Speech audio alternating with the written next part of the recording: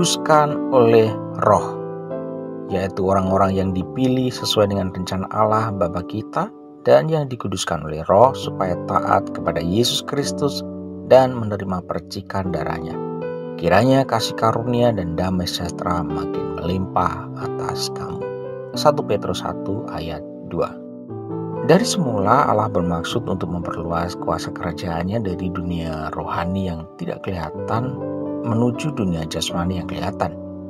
Hal ini akan tercapai dengan cara berkuasa melalui manusia yang Dia ciptakan dan tempatkan dalam otoritas atas segala ciptaan. Allah mewujudkan gagasan ini melalui Adam, manusia pertama yang Ia tempatkan di Taman Eden. Manusia diciptakan menurut gambar dan rupa Allah supaya mereka berkuasa atas ikan-ikan di laut dan burung-burung di udara dan atas ternak dan atas seluruh bumi dan atas segala binatang melata yang merayap di bumi. Karena dosa, manusia menyerahkan otoritasnya dan berada di bawah pengaruh iblis dan dunia ini.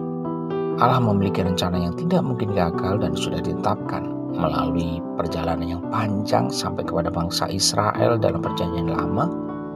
Allah menghendaki bahwa bangsa Israel seharusnya menjalankan hidup suci dan dikuduskan, dipisahkan dari gaya hidup bangsa-bangsa di sekeliling mereka.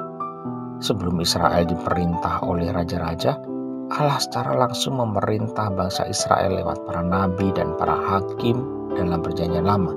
Di bawah otoritas Allah, pemerintahan Israel benar-benar berbeda dari bangsa-bangsa di sekitar mereka pada waktu itu.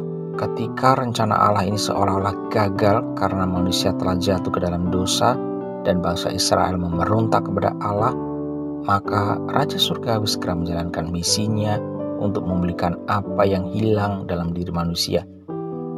Karena begitu besarnya kasih Allah kepada manusia, maka Bapa memisikan putranya yang tunggal, Yesus Kristus, ke dalam dunia. Yohanes 3 ayat 16. Dengan suatu tindakan untuk menyatakan, mendirikan, dan mengembalikan konsep kerajaan yang asli dalam kehidupan manusia, serta mengundang semua orang untuk memasuki kerajaan Allah. Yesus datang untuk memperkenalkan kembali kerajaan Allah kepada kita dan melalui persembahan hidupnya di kayu salib, memberikan jalan masuk menuju kerajaan itu bagi kita. Melalui Yesus Kristus, Ia telah menyucikan dan mengaruniakan pengertian kepada kita supaya kita mengenal yang benar dan kita ada di dalam yang benar, di dalam anaknya Yesus Kristus. Kita dipilih dan dipanggil sebagai perwakilan kerajaan Allah yang dipisahkan dari dunia supaya menjadi milik Allah yang memanifestasikan kuasa kerajaan Allah di bumi.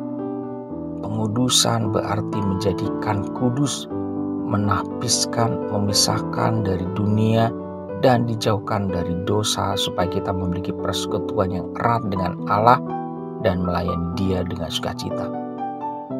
Pengudusan bukanlah suatu proses meninggalkan dosa sedikit demi sedikit, melainkan suatu tindakan tegas yang melaluinya kita oleh kasih karunia dibebaskan dari ikatan iblis dan langsung memutuskan hubungan dengan dosa supaya dapat hidup untuk Allah, sehingga kasih karunia dan damai sejahtera Allah makin melimpah atas hidup kita. Amin.